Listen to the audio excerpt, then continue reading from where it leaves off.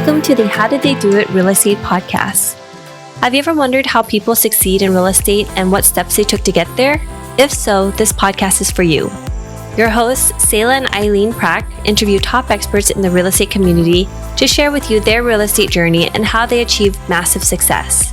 Our goal is to provide you with valuable real estate resources and to help you apply it to your own real estate goal. Welcome, everyone, to today's episode of the How Did They Do It Real Estate podcast. I'm your host, Eileen Pratt. And today we have a fabulous guest for you, Zain Jaffer. And Zain is a lifelong entrepreneur who founded his first startup when he was just a teenager. He co-founded mobile advertiser Vungle, which was acquired by Blackstone in 2019 for $780 million. And afterwards, he started Zain Ventures, his family office that has a diverse portfolio of real estate investments and PropTech startups. And he's currently a partner at Bluefield Capital. So Zain, thank you so much for being here today. How are you doing? I'm doing great. So excited to be on the show. Can you give our listeners a little bit more color about your background and what you're currently focused on? Yes, I've spent my whole life mainly wearing the founder hat. And I grew up in the UK. You can probably tell by my British accent. I came from a poor family, so computers kept me out of trouble. I was designing and coding and causing trouble online rather than in the real world, you can say. My parents didn't understand where all this money is coming from. You know, they thought I was doing some really shady, dodgy things. No, I'm just getting these websites built. Let me show you how it works. And they still couldn't get their head around why someone needed a website. Did that throughout my teenage years. I then went to King's College London to study business management, bachelor's degree, and then did a master's in technology entrepreneurship. You know, I'm of Indian origin, East Indian, so there's a lot of emphasis on education. I was graduating during the credit crunch when the recession happened, you know, the great financial crisis. And I couldn't get a job and my ego was hit a lot. And so were all the egos of all the other, you know, people at my university, because it was a top tier university. And that forced me to go back to, you know, being creative and trying to launch a company. And so that's what I did. And struggle after struggle, years and years of trying to figure out what we're going to do, what idea to go with. We were in the right time at the right place. We built the mobile advertising startup. It was focused on video and mobile apps. And yeah, as you mentioned, you know, we grew that, we sold that. And since then, I wanted a break from startups. When I say break from startups, I mean running one, because it is exhausting.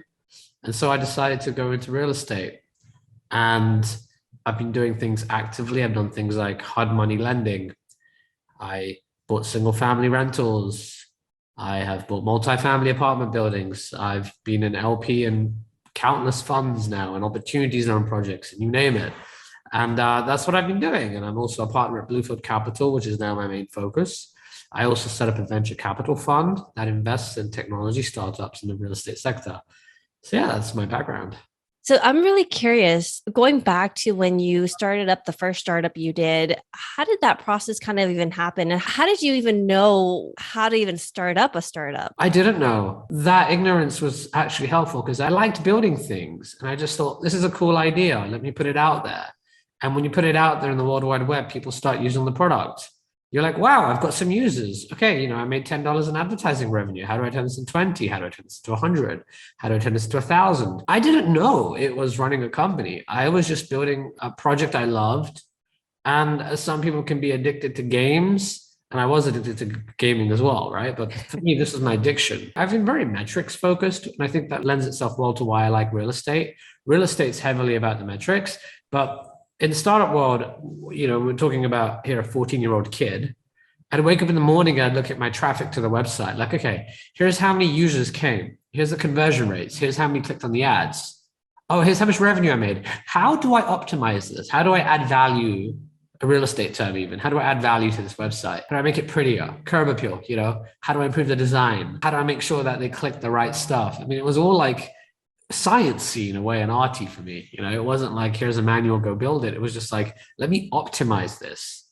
It's a game. So basically you're like gamifying the whole entire process. Yes. So at each point, since you were still learning and everything was brand new and you were still very young at that time, what were some of the resources that you had to utilize to be able to figure out what was the next step? How do I even optimize this? What should I be looking for next?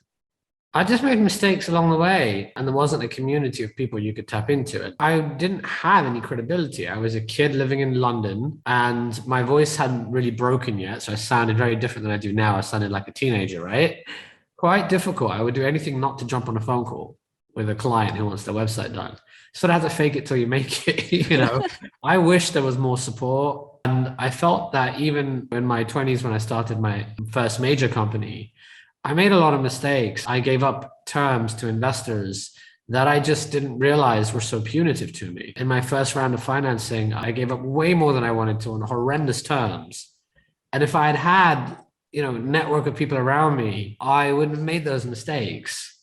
But my view was get a track record, get some money. It's like real estate too, you want to get a track record to show people that you're worth investing in. And so every real estate person, the first few deals, they give up on terms and they make their LPs very rich, right? And that was an approach I took to. I was like, look, I just need the golden ticket here. Someone to invest in my idea, someone to wire me hundreds of thousands of dollars so I can go prove that I can build something. And that's how I got started. Unfortunately, I had to make it up as I went along, and I made a lot of mistakes. And as a young kid at that time, how did you even approach that conversation? And how did you get people to take you seriously? They didn't take me seriously. I cringe when I look back at some of the PowerPoint presentations I built. I made every mistake imaginable, right? I've always been this visionary person. And I get very passionate and I start thinking very big picture. A weakness of mine has always been I lacked the execution, not the execution, the tactical steps needed. I can look at a project and I can see what this could look like ultimately. I can see a vacant plot of land and I can see a huge mansion there. But hold on, that doesn't mean I'm the right person to manage the details of zoning and getting all it done. And so I think my decks at the time were just way too visionary. And people would look at this and be like, okay, you're trying to be the next, back then, MSN or AOL, right? Today, next Google, next Facebook. And I'm like, well, I don't get it. Yeah, big vision, big picture. And who are you? How old are you? You won't jump on the phone with me. But yeah, I was putting decks together and I've always liked doing that. I don't want to sound like a McKinsey consultant type, decks. I'm a very visual person. That's how I learn. And I think over time, I've refined the fact that putting things down on deck and being very detailed and thinking about those tactical steps, that's something that's really helped me in success. And at the beginning, no one took me seriously because I was too big picture. Then I started to think, okay, let's break it down, because I get overwhelmed. I think of an idea and I jump to what it can be. Let's break it down into mini projects, mini milestones, and gamify it. Level 1, level 2, level 3, level 4, level 5, right? And level 1 has to be very small, and you're optimizing for the quickest, fastest way to prove the objective. When I start reframing the world that way, it suddenly was the way that at least it spoke to me. Oh, okay, now I've crafted this beautiful execution plan with milestones and goals.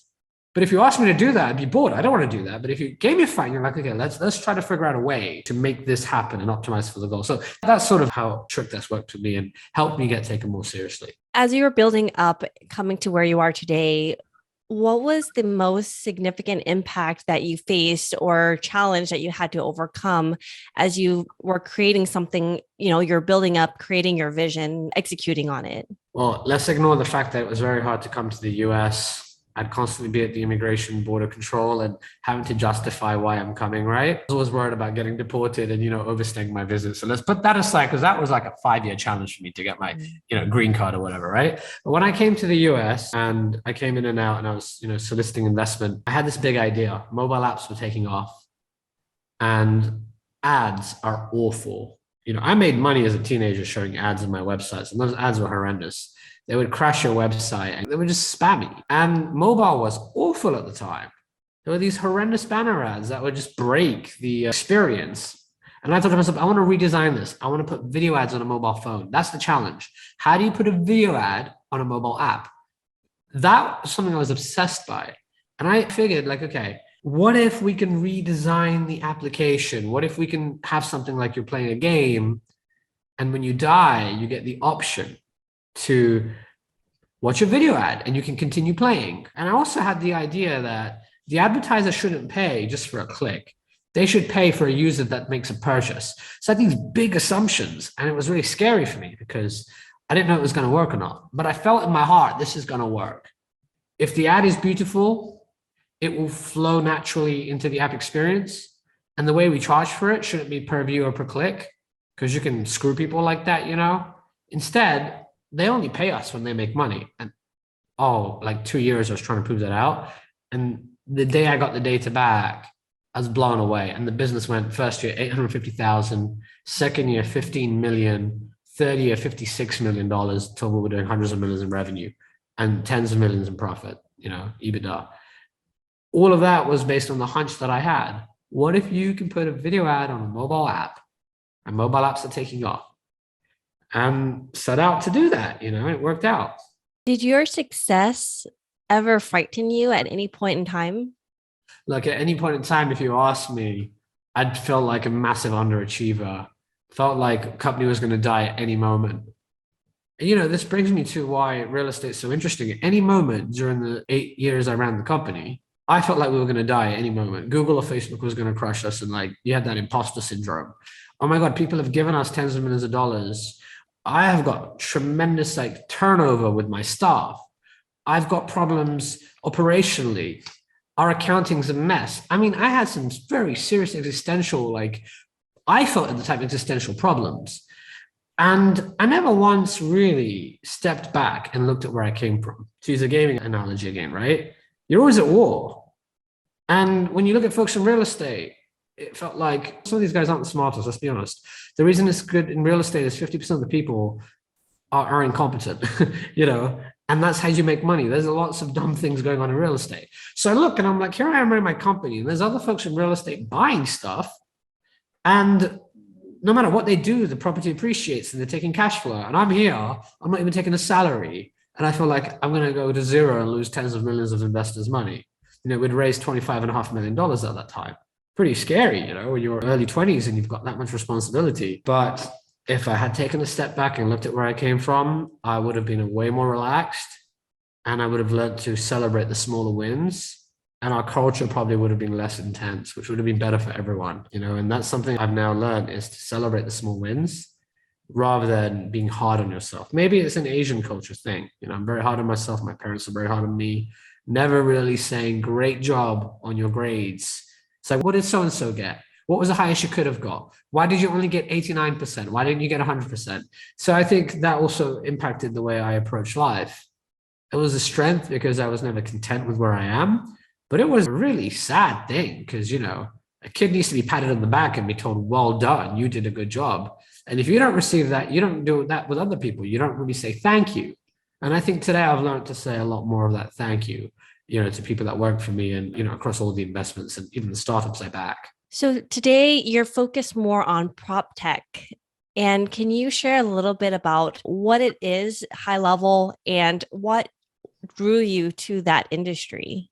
So as I mentioned, when I sold my company, I had a lot of cash and I wanted to learn how real estate works. So I went on and started doing things, started, investing in projects and learning that way. And I realized it's difficult to do it myself. Let me join a more established firm. And so I, Bluefield Capital, a great private equity real estate firm. And I'd invested in many of their projects and in the fund itself. And we figured out a deal. Well, how about I join you guys? And whilst I'm there, I'm looking at real estate. I'm just shocked at how archaic things are. How many middlemen there are in the process. How little diversity exists in the real estate sector. Just everything seemed broken to me. And it reminded me a lot of when I was building my first startup in the mobile application space, right? Big trend, massive market. Here I look at real estate and I'm like, wow, people are using spreadsheets. Even, you're lucky if they're using spreadsheets in many cases. They're so disorganized. Like I said, 50% of the people don't know what they're doing. And the other 50% are making money off of that. Information asymmetry. This is a place where technology can be used. And so I can't scratch that itch just by investing in real estate. I need to invest in startups too. I have startups constantly approaching me with their ideas. And I thought, okay, let me start investing in startups in the real estate sector. And I realized, oh, this is a great model. I'm a former entrepreneur. I have real estate experience. I'm at Bluefield Capital. I can be a strategic investor. Founders want this. They really want this. let's set up a venture capital fund. Another crazy idea I had. So we set up a venture capital fund, and now we've been investing in PropTech startups, which basically means any startup trying to disrupt the real estate sector. You could be a software that brokers use. You could be an analytics tool or investment analytics tool that, multifamily investors look at. You could be a marketplace trying to, unseat Airbnb or Zillow. That's what PropTech is. And we can break it down further where you can do it asset class by asset class. And I've tended to bias myself towards commercial real estate PropTech investments, because PropTech, to the naive person, is like, oh yeah, it's real estate technology. To your listeners and me, they're like, well, real estate's massive. Are you talking RV parks? Are you talking investment management and asset management, property management? Are you talking hotels and multifamily? So that's the right way to look at it, actually. You either look at technology that can impact a function, like brokers, and that's why you have these massive firms like JLL who have their own internal venture arm, like JLL Spark, right? Or you look at it by asset class, which is how I like to look at it. And I like to look at it that way because we own real estate. So Bluefoot owns hotels, multifamily apartments, senior care facilities, industrial warehouses. We're doing build to rent townhomes across the US. So construction. Makes sense for me to go look for technology that matches these activities. So that's how I tend to look at PropTech, but there's many ways to look at PropTech. When you're looking at PropTech and you're looking at a new startup, what signifies to you that this is potentially going to disrupt the market? It's going to be something big that I would like to participate in. The market size is what you often hear VCs talk about. The market size has to be huge. We're talking a total addressable market in the billions, if not tens of billions, and it should be, because real estate is a $100 trillion plus asset class. How lucky. You're investing in startups and, the numbers are always very large in terms of their addressable market. So market size is pretty important. And it's okay if they're very niche focused to start with. You have to be very niche. You have to find a part of the market you're going to focus on, but you want to see how that can generate really big outcomes. Next, you want to back the team, and you want to make sure that the founder here is someone who has that resilience. For me, communication is important. It's not always important for everyone, but I want a founder who's good at communicating their vision, can communicate with their investors frequently with updates. It's something I care a lot about. I want status updates frequently. I just prefer it that way. I think it's a sign of trait to have. And a founder, that when their back's against the wall, they're going to pivot, they're going to figure it out. And you're betting on people ultimately. As long as the market's big and the team is right, it tends to work itself out, usually in startup investment. Now, let me tell you, that's not the approach you take when you invest in real estate. When you invest in a founder, you want to look at their passion, their charisma. When I first invested in real estate, I didn't know that's not how you do things. So I'd listen to the broker's charisma. I'd listen to the seller's vision for what this can be, and I'd buy it. No, never ever listen to the person. Do your own due diligence, look at the numbers, look at the financials. What I'm saying is that the way you approach PropTech startup investments is radically different than the way you approach investing in real estate. And a lot of your listeners who might want to invest in startups, they're going to make a lot of mistakes in the same way I made mistakes being a startup guy investing in real estate. So in startup land, don't ever ask for financial projections. Look 12 months ahead, check how much cash they're going to be burning. But I don't want to hear words like, what's the revenue multiple? You don't do it like that. Instead, you're believing in the future income stream, 5-10 years out, and a series of wild assumptions that the founder will achieve them. And also you're expecting a 90% failure rate. No way is it like that in real estate. It's the total opposite, They say it's almost like compared to hitting the lottery, right? It is. And that's why running a venture fund means you're building a portfolio, a well-diversified portfolio that's predicated on the idea of power law. The power law is this concept that you have a game of, a large number of investments. And because you have that large exposure, you're going to get some wild companies that will do 100x, 50x, 20x. You're not going to get that if you only invest in 1 or 5 or even 10 companies. You want a portfolio of at least, I would say, 15 plus companies. The more companies you have, the more smoother your returns are. And at that point, you should be able to outperform the S&P 500, for example. And I would say, a good fund will outperform most good real estate funds. But if you want an easy way to 2 to 3x your money, don't invest in startups, invest in real estate. But if you want that wild swing that you might actually catch the next Uber and the next Google, and you want a shot at 100x or 1,000x return, that life-changing outcome, right? Where your $100,000 investment suddenly is worth, 10 million, $100 million. You can get exposure to that excitement through startups. I have invested in numerous residential tech startups, but I prefer commercial real estate because it's an area I know better. What are some of the different things that you're seeing in the industry, that are emerging, or some of the things that could potentially disrupt, or maybe there's a need for that we need to improve in this space? I'll pick three, like workflow automation, and each one gets more exciting. I know that sounds very boring, okay? Workflow automation, and I would say the impact of the pandemic and how that's changed the way real estate operates. And then something really fun, like, blockchain and crypto. Okay, so we'll touch on each of those three if you don't mind. With workflow automation, the way a lot of people work in real estate is really inefficient. A lot of things can be automated. There's a lot of repetitive tasks. There are simple software solutions that are needed for people that can help people follow up more, can help people have a good CRM tool, for example, or an analytics tool. So a lot of opportunities are around automating the workflow and making people more efficient at what they do in their jobs.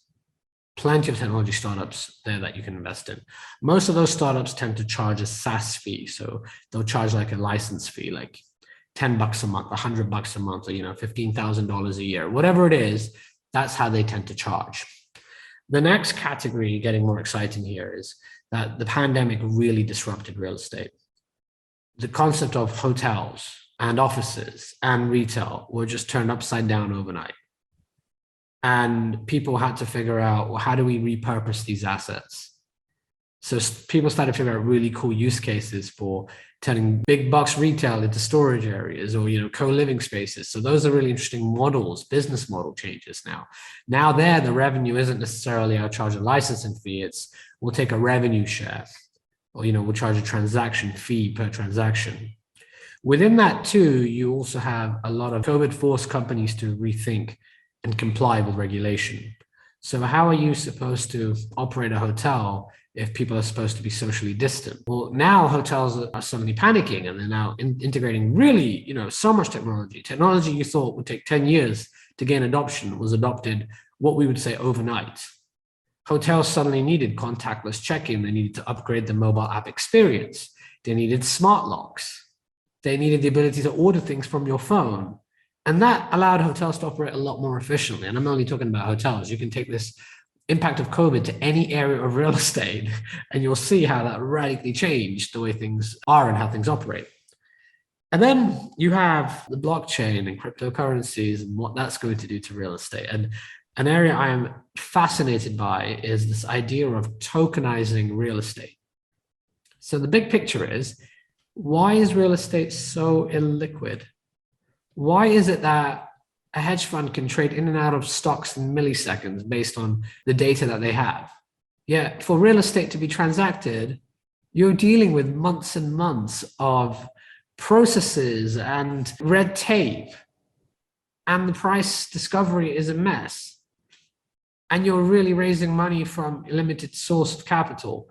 Well, if you can tokenize real estate, where you take a real estate project, you fractionalize it, you split it up into tokens that are traded in the blockchain.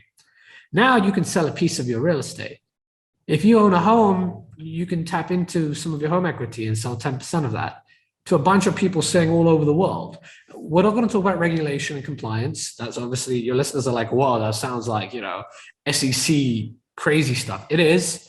And the regulatory landscape has been figured out in the same way Uber and Airbnb, for example, weren't regulatory, compliant, right? But this is coming to real estate. Just watch. 10 years from now, if we're lucky 5 years from now, but maybe 10, 20 years from now, we're going to see a radical sea change in how real estate is traded. It's going to be traded like stocks are traded.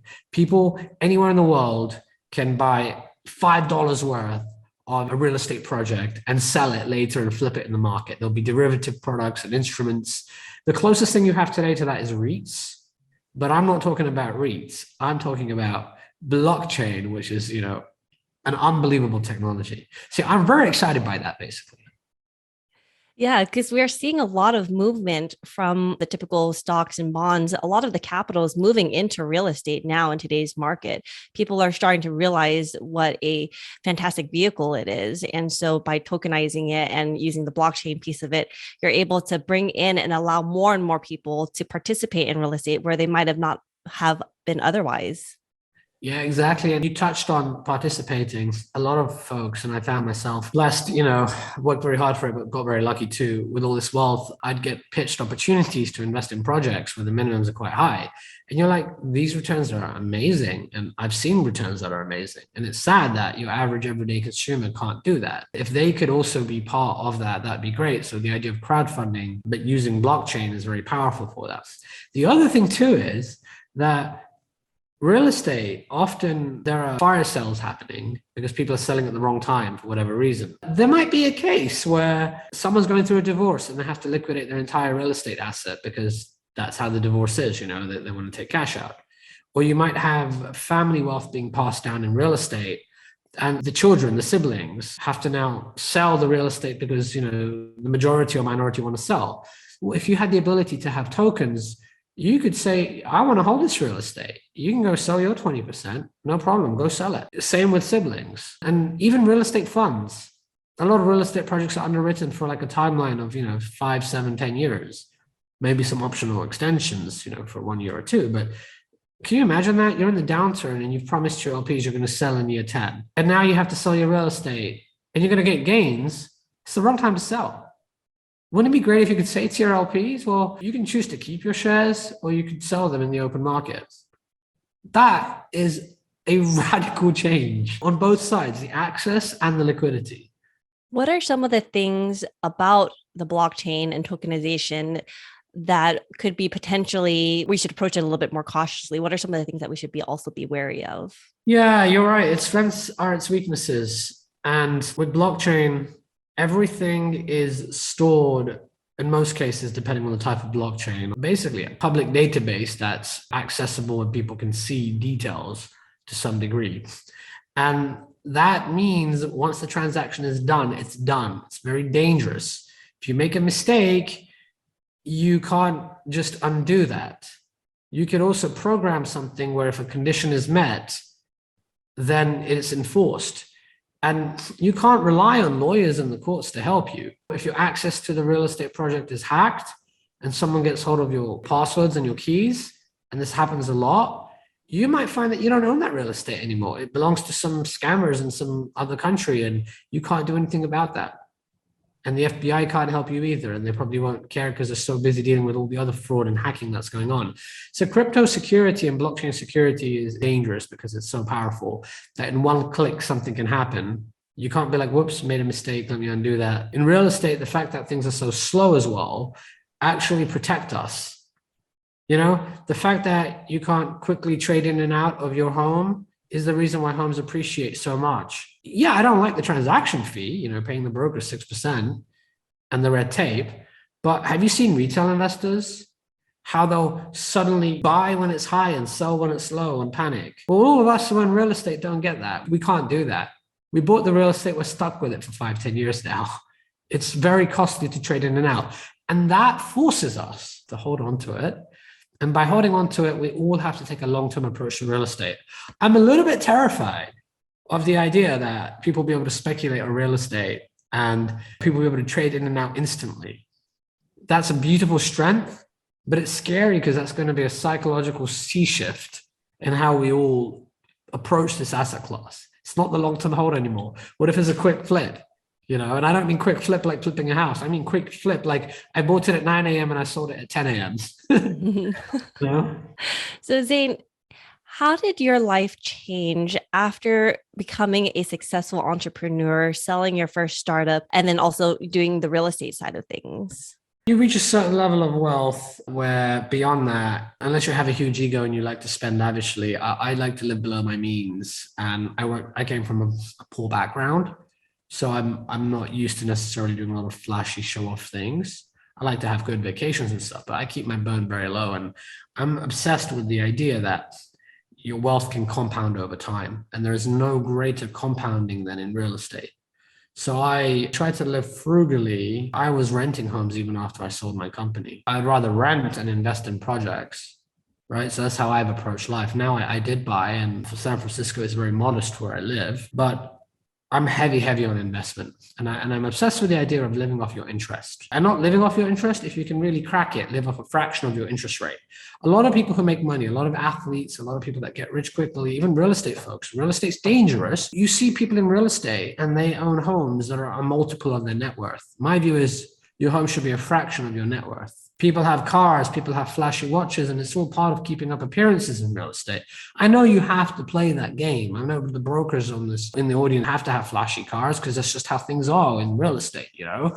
But I'm of the view that I'd rather invest that money and have it work for me. I like the idea that when I sleep, the money works. And if you can figure out how not to dip into the principal, right? So your principal is protected and it grows. You know, lock yourself away from your wealth. Literally, a lot of people, when you look online on Reddit's a forum, right? There are some people who have lost tremendous amounts of wealth day trading. And their wish is, I wish I had just given my money to a real estate fund manager so I could never have accessed it. That would have protected me from myself. Or I wish I'd given my passwords to someone and they wouldn't give it to me so that I hold that stock, right? So my view too is like, try to invest in projects that are very long term, so I can't tap into them too much.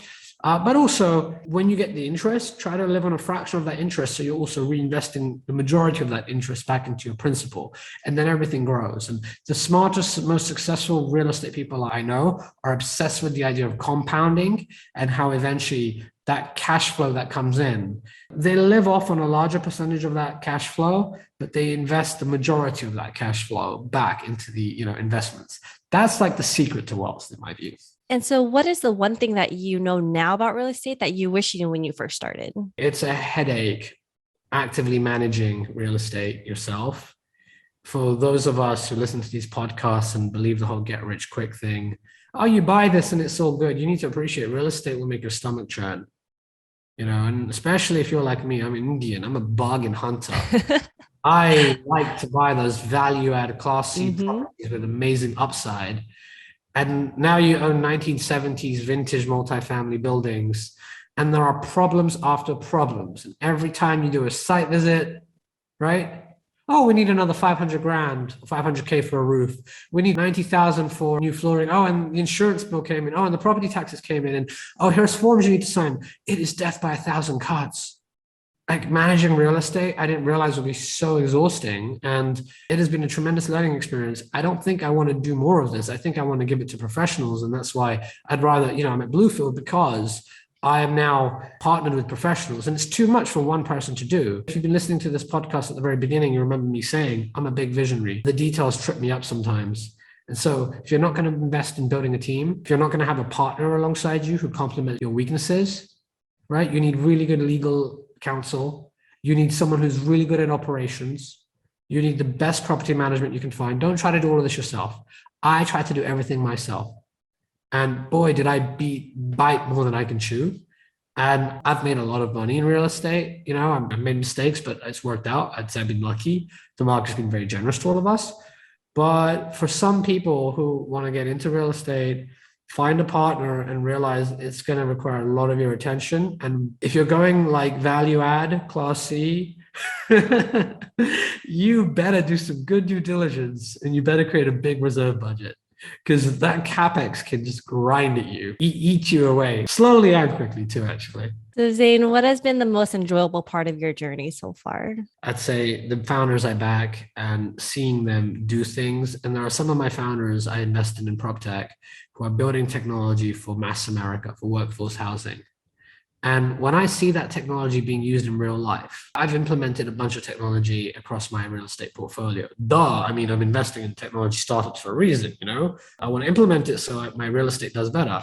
I've gone and done site visits and I'm like, wow, this technology has changed things. I'll give you an example. We had a lot of crime in some of our properties. We had a lot of fatalities in the neighborhood, and we've had people being shot on site. Like crazy stuff is happening, right? People are unsafe. The former founder of Redfin, he started a company called Deep Sentinel.